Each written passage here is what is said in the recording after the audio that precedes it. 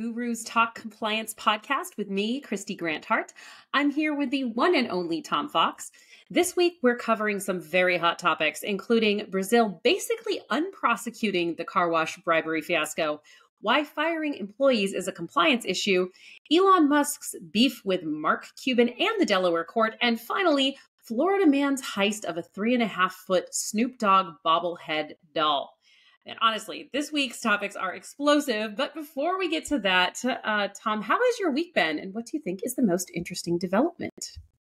Well, my week has been good. I would say the most interesting development is one that's fairly bittersweet for, I believe, everyone in the compliance realm. And that is the FCPA Blog has announced it's shuttering its blogosphere doors. And Harry Casson, the editor, put that out on a blog post earlier this week. And so I really wanted to, both of us, Kristy, to give our thoughts on what the FCPA blog has meant to each of us and what it has meant, more importantly, really for the entire compliance profession. The FCPA blog was founded in 2007 by Dick Casson, really the godfather of blogospheres or bloggers in the blogosphere world, as the first FCPA compliance blogger. And he wanted to create basically a bulletin board for compliance.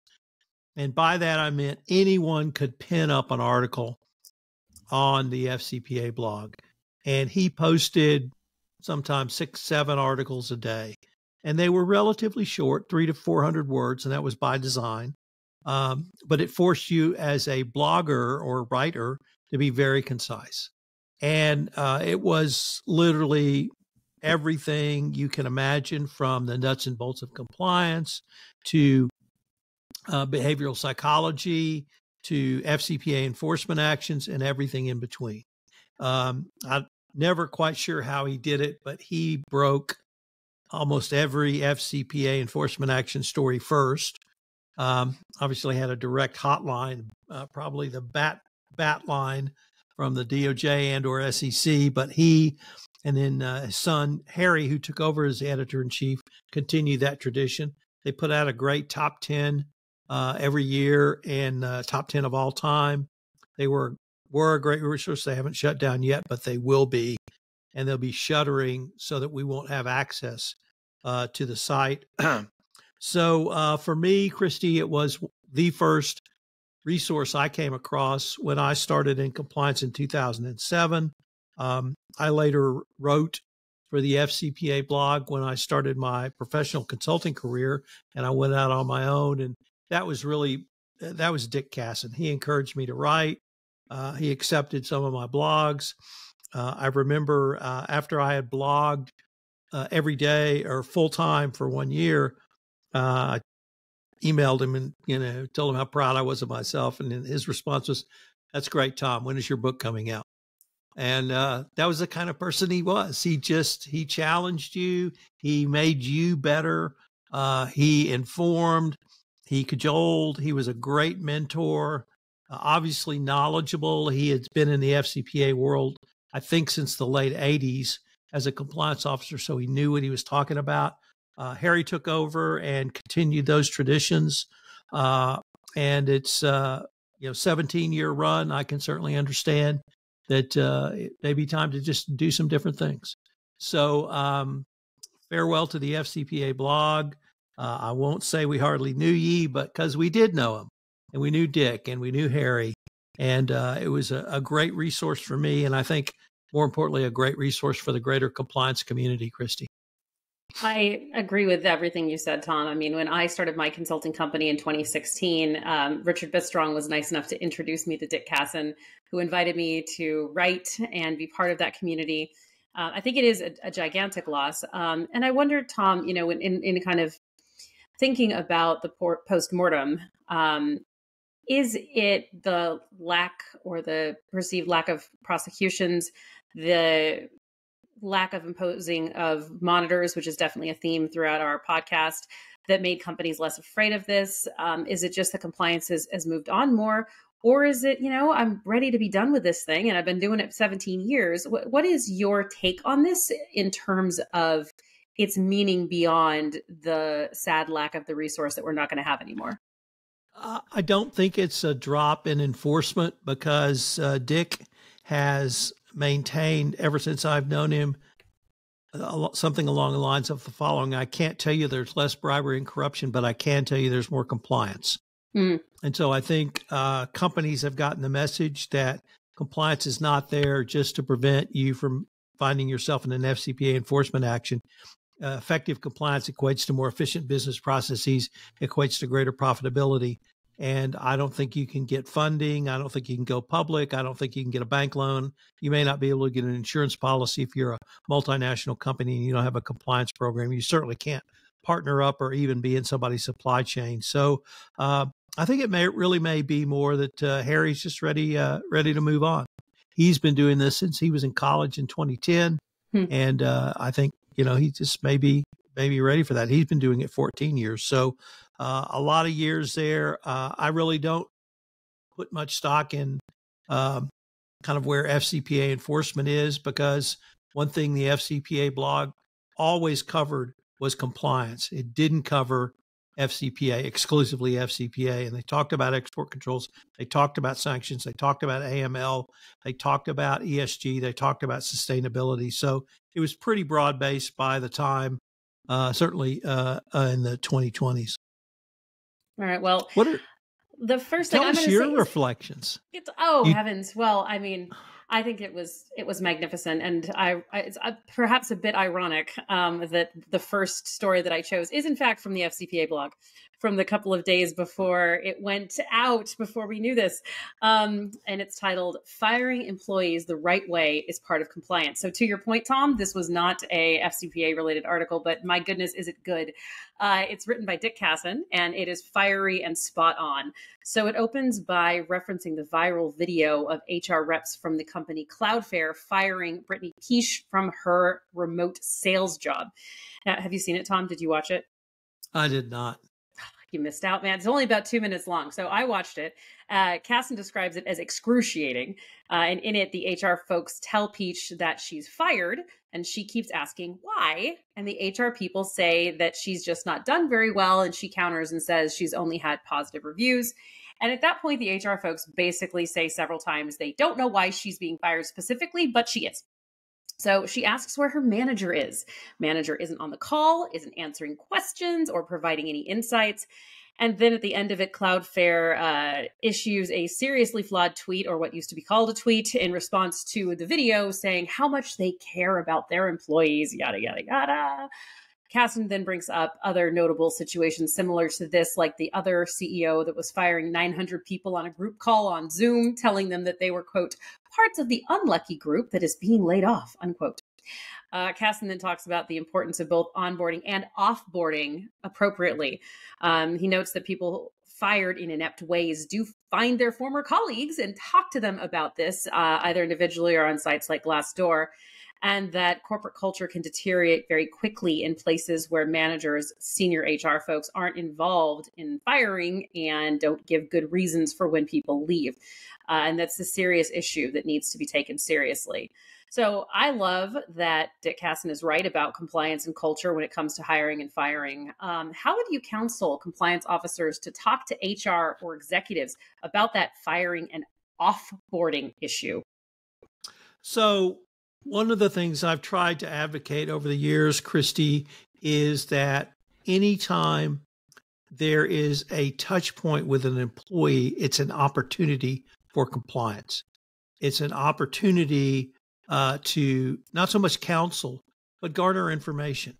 Mm-hmm. It has to be done with dignity. And obviously this was not done with dignity, but it gives you, the compliance professional, an opportunity to simply say something like, is there anything you want to get off your chest? Any violations you've seen?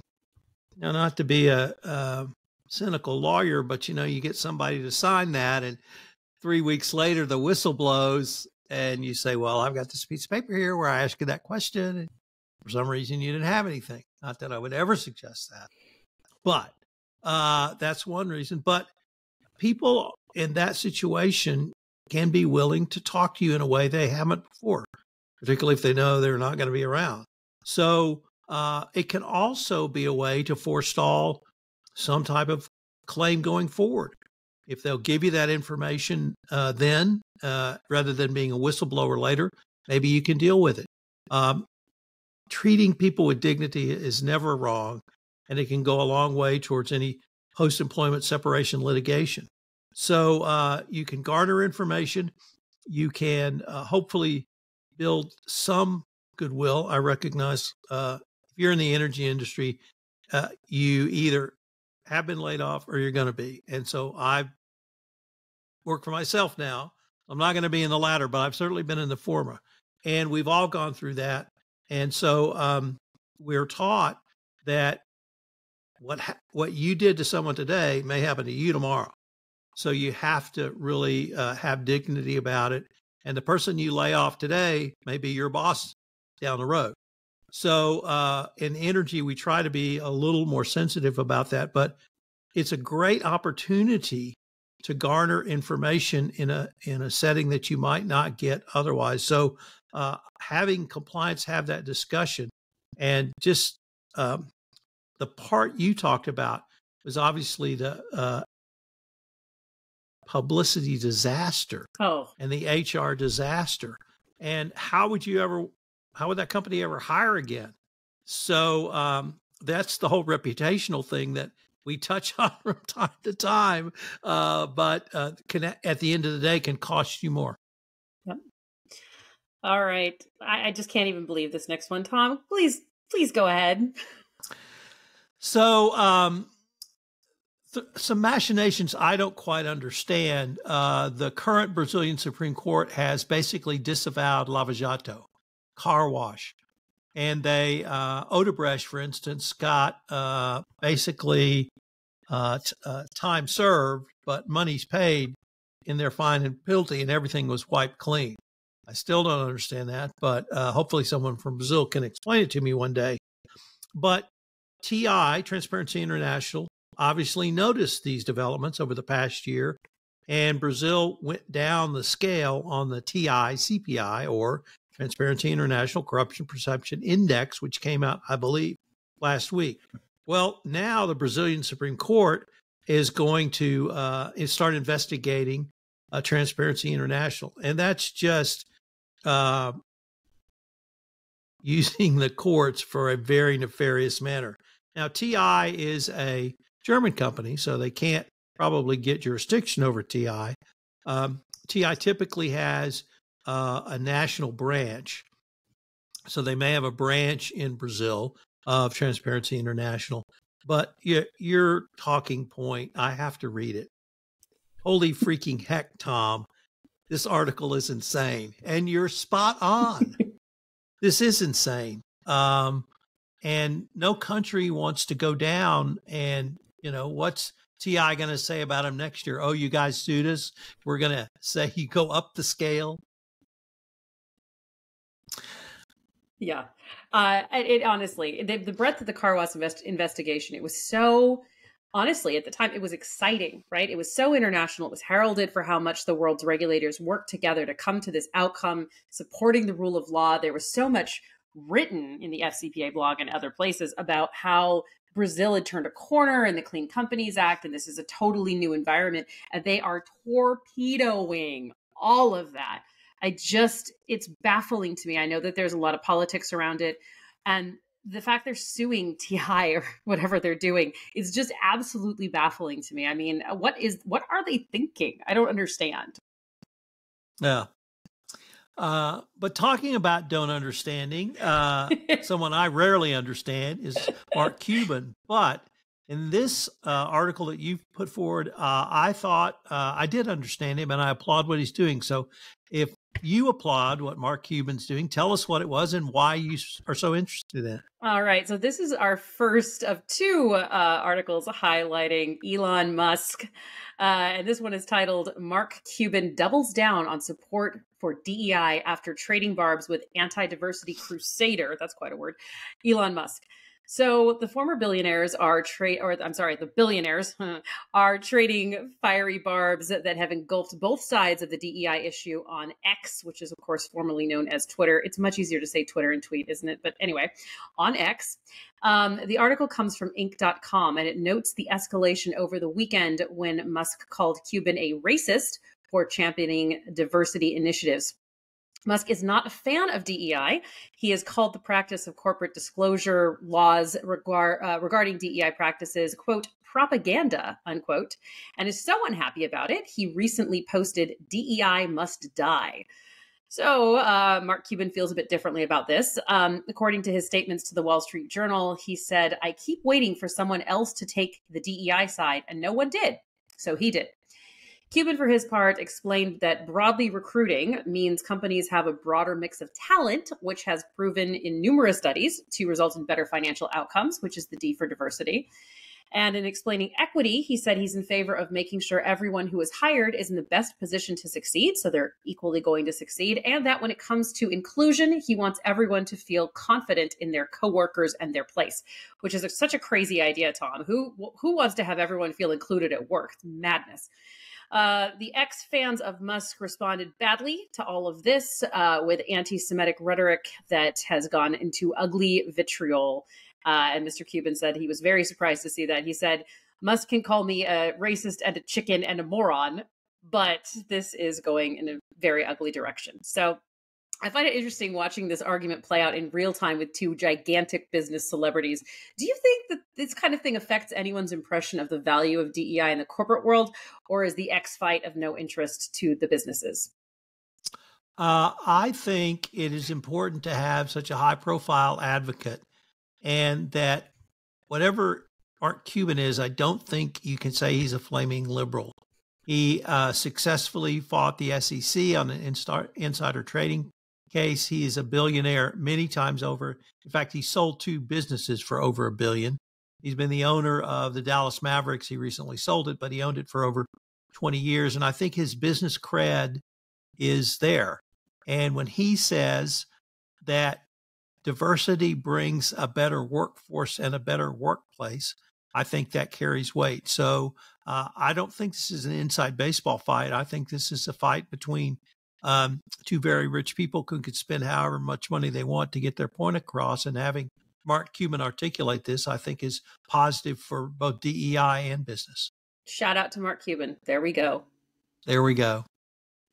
So next up, Kristy, I've got an article about a massive fraud that was, or corruption scandal that was uncovered by Ukraine in their weapons logistics and support, where they ordered $40 million of a certain type of ammunition, and magically it never appeared. So they basically got taken, and the country is obviously in need of ammunition. And the fear I have in it, even beyond not getting the ammunition, Kristy, is this plays directly into the critics of aid for Ukraine's hands, because Ukraine had a fairly risky reputation prior to the Russian invasion. And if they can't clean up their corruption, they may not be able to get into the EU. And I think it could negatively impact aid. I mean, the way that it read, it was people on the inside who were doing this, that work at the Defense Department. I mean, it's just incredibly sad that they're putting their people, their soldiers, their ability to win against the Russian aggression at risk. And it really does reflect very, very badly on them. There's statements in the article about President Zelensky really trying to root this out and trying to essentially take out parts of the government and replace them to fix this problem. But it's really going to be damaging in trying to join the EU. And it's part of the requirements to do so. So very sad to see this, and hoping that they can turn it around at some point sooner than later. And I forgot to say, Kristy, that story came to us from CNN. What do you have for us, Kristy? Well, we're going to switch a little bit and talk about remote workforces and their challenges for compliance officers. So, what I'm citing to is a NAVEX part of their top 10 trends and predictions for 2024 ebook. This was excerpted this week for the NAVEX blog, and it's written by Scott Moritz, who is a certified fraud specialist. So, he talked about several risks about remote work, which we're aware of, right, including network security and amplified opportunities for misconduct, the challenges with investigations. But he discussed a couple of risks that I hadn't considered before. So the two that I wanted to focus a minute on are training and professional certification fraud and what he calls lack of line of sight. So line of sight refers to the natural day-to-day interactions of managers with the people who work for them. So it's, noticing their productivity and in their engagement, how they talk to others. Are they emotionally involved in their work? Are they pouting all day long? Do they hate it? And when it comes to professional certification and fraud, the author notes that many certifications require a certain number of hours or for people to pass tests. So it's easier to lie about the number of hours completed when workers are remote. And heck, they could get someone else to do the tests on their system. We've seen that in some of the audit scandals recently. So the author extols compliance officers to be aware of these systemic risks and to mitigate them as much as possible. And that line of sight thing was really interesting to me, Tom, because it does speak to the challenges of not really just seeing someone and being in their energy.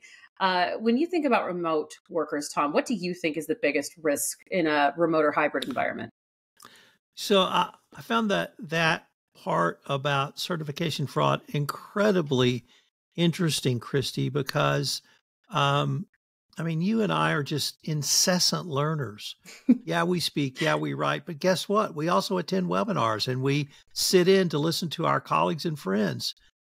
They may say one thing we hadn't thought of, and that makes it worth it for us. And so we're continually learning.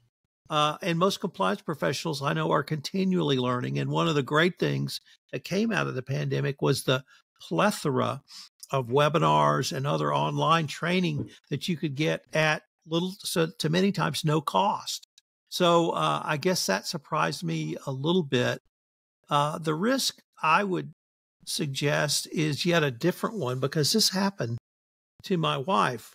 This was early on in the pandemic, when she was working from home, and she gets an email from a very big vendor for her department. It said, "Hey, can we get your home address?" I'm like, "Why do they want your home address?" And it was fairly not nefarious.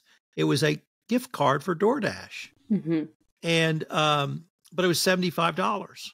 Now, I used to work for this company. I knew what the gift limit from vendors was, and it was below that. I said, "Oh, this is not good." Of course, the joke was $75 from DoorDash would pay for about half of your burger. Right. Because it's so expensive. All the fees. So we couldn't even, yeah, exactly. So it made me think about, so if she had been in the office and the vendor had come in and given it to her, or, communicated that to her in some way, there would have been an email, there would have been a login, there would have been something that could have been tracked. But because he mailed it to us at home, it couldn't be tracked. So it made me wonder, no one had, thought about home addresses for a long, long time. But during the pandemic, we were thinking about that. So that was a risk that I really fully hadn't appreciated. But the one that, I hate to use Spark Consulting, but you guys have been remote forever. Always. And you have some pretty highly motivated people that are working for you and have worked with you for a long, long time. And you and your husband are very motivated people. And maybe that's just it. You're just motivated people. But I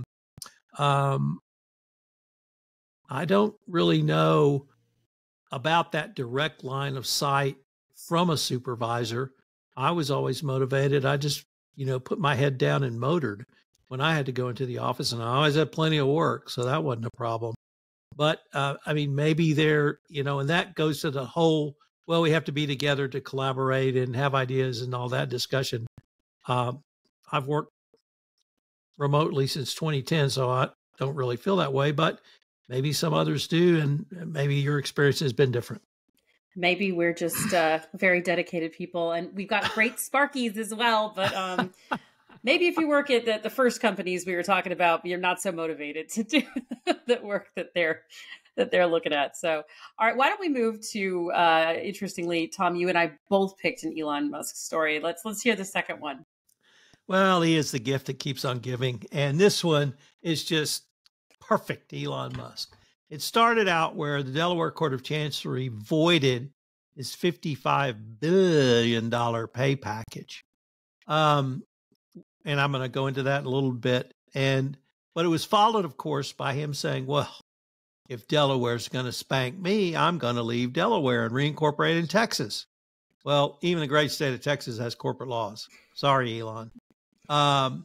So talk about I'm going to take my ball home because you hurt my feelings and you hurt my pocketbook.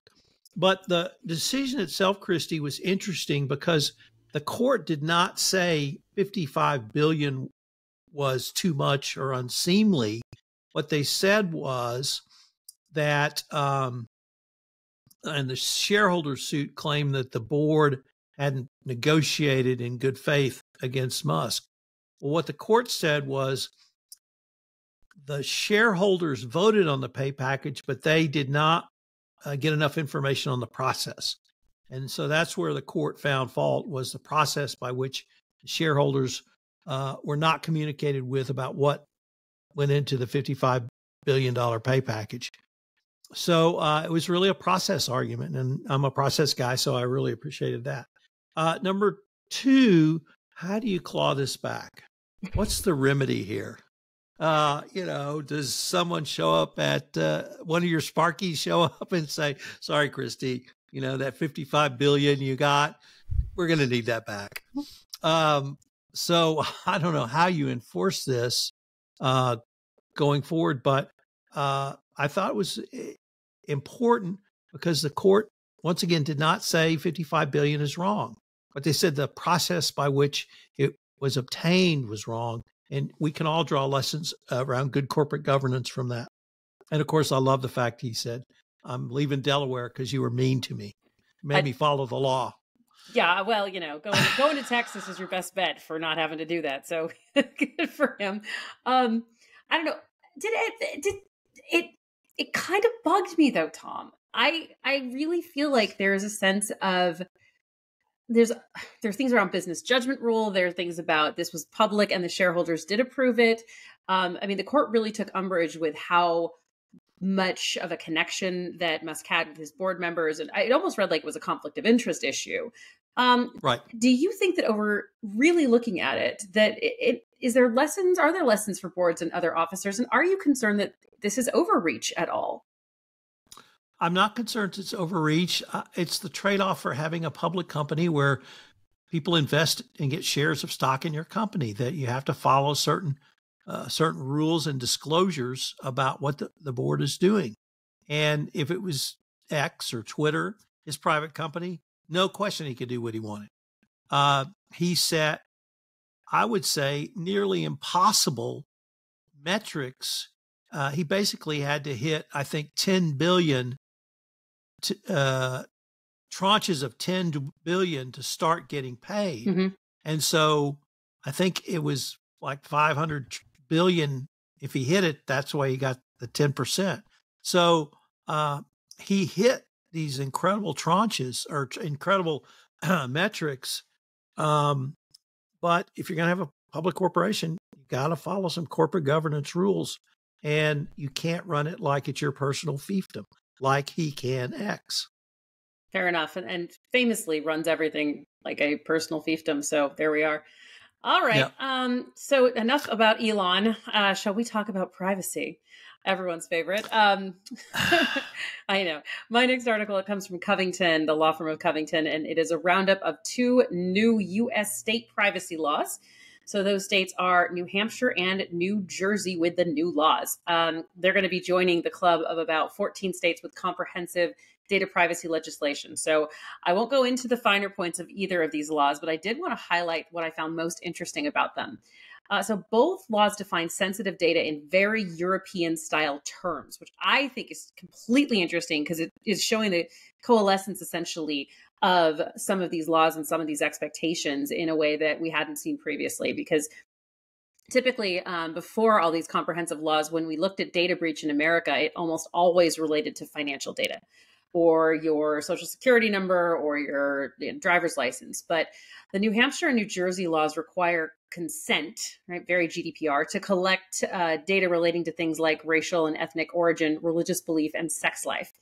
Both laws also include information pertaining to immigration status or citizenship is sensitive data that needs consent as well to be collected. And it was also interesting to me that in New Jersey, the law includes financial information in its definition of sensitive data. So that kind of coalition of both of those original ideas.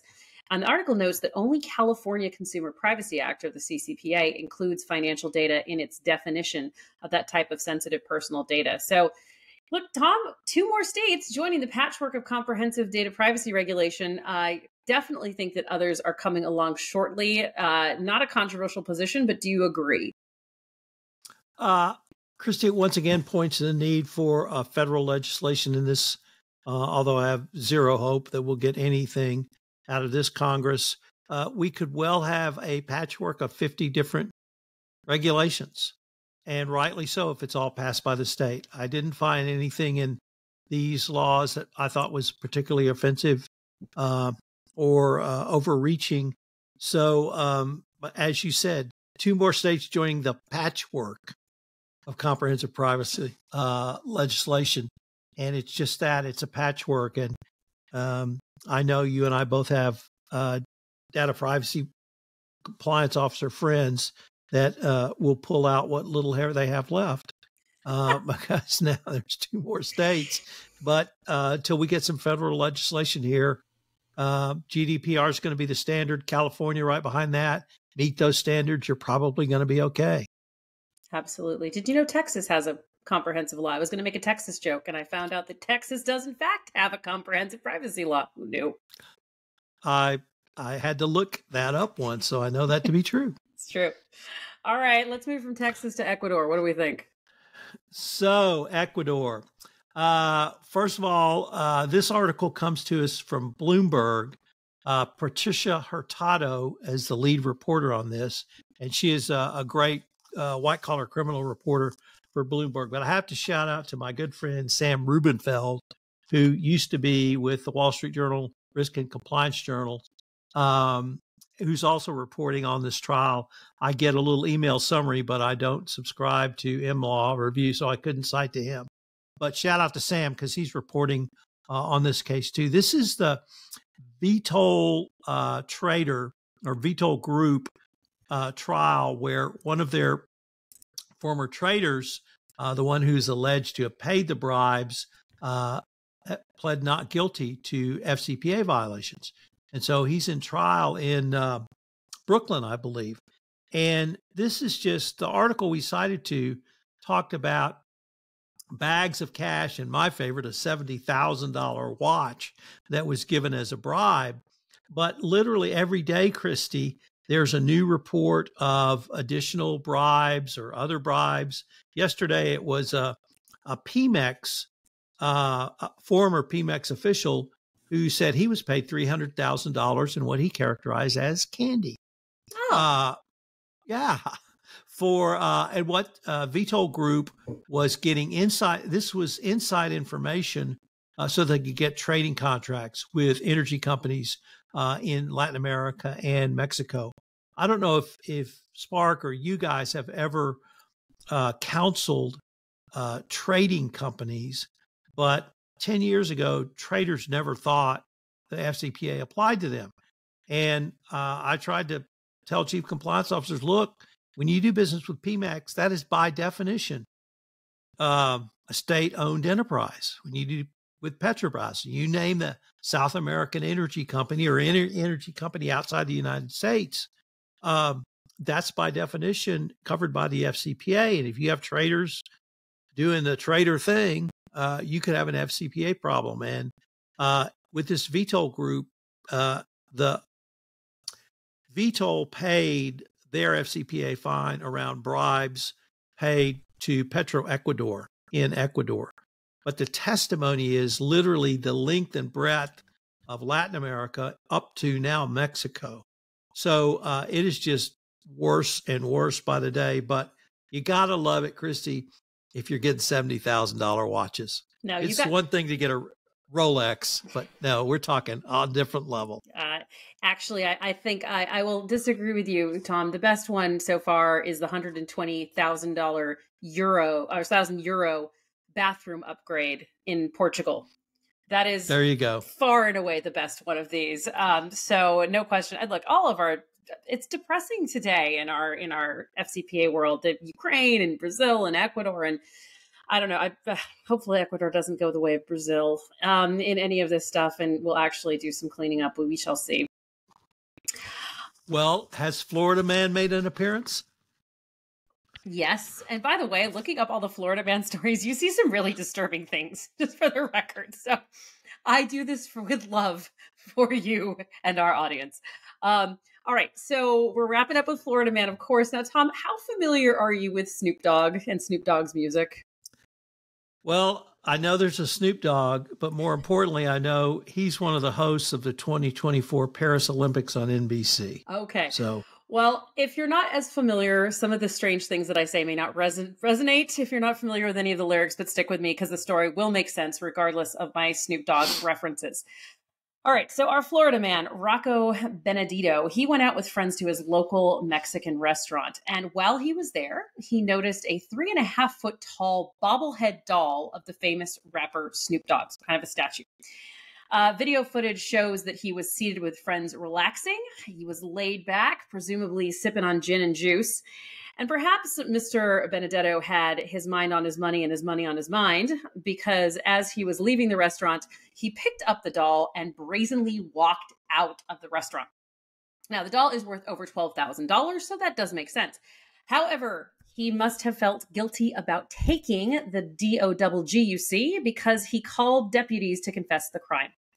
The police told him to take the bobblehead back to the police station, but instead he tried to sneak it back into the restaurant so he could claim it hadn't been stolen. Remember, this is after he has already confessed. Sadly, it didn't work. He tried to drop it like it's hot, but sadly was arrested. And weirdly, Tom, this isn't the first story of a Snoop Dogg snatcher. A similar figure of Snoop was stolen 2 years ago from a Circle K in nearby Cape Coral. So perhaps it wasn't Benedito's first time, which makes sense since he wouldn't have been an old dog trying to learn new tricks. Well, okay. A new low with Florida Man. Trying to steal the Snoop. Not going to work. Anyway, thank you for joining us this week on Two Gurus Talk Compliance. I'm Kristy Grant-Hart. And I'm your co-host, Tom Fox. Till next time.